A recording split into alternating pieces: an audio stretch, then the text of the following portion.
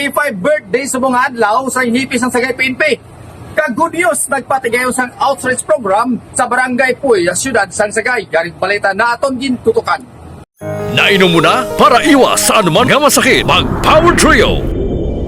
Happy birthday to you. Happy birthday, happy birthday, happy birthday to you. Happy birthday.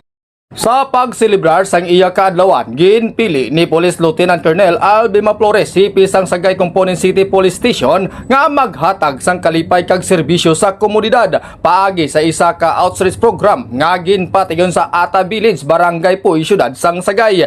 Ginopdan ini sang mga kapulisan sang Sagay PNP nga naghatag sang nagkalain-lain nga bulig kag nakigbahin sa ila oras sa mga residente sang komunidad. Dako man nga suporta nga ginpakita ni Mayor Leo 𝐿𝐈𝐆𝐇𝐓𝐘𝐄𝐄 kag ni Barangay Kapitan J.R. Cobrado nga nag-upod sa aktibidad bilang pagpakita sang pagbinuligay sang lokal nga panguluhan kag kapulisan sa pagserbisyo sa katawhan. Kabahin sang selebrasyon ang pagbisita ni Jollibee nga naghatag sang dugang nga kasadya sa mga kabataan. Nagpatigay man sa isa ka magic show nga nagpapatawa kag nagpalipay sa mga presentante labi na sa mga kabataan kag sa ila mga pamilya.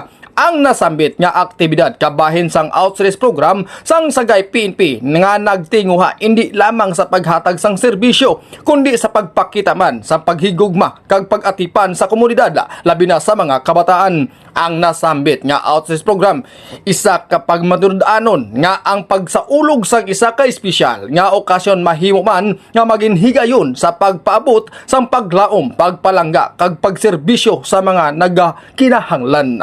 Nagpasalamat man ang mga residente sang Ata Village sa Sagay PNP kag sa tanan nga nagsuporta sa aktibidad nga naghatag sang inspirasyon kag kalipay sa ila komunidad. Ini si 𝐂𝐿𝐼 Ariel Apas para sa kampiyon nga mga balita, serbisyo publiko kag kalingawan sa Northern Negros. K5 News FM.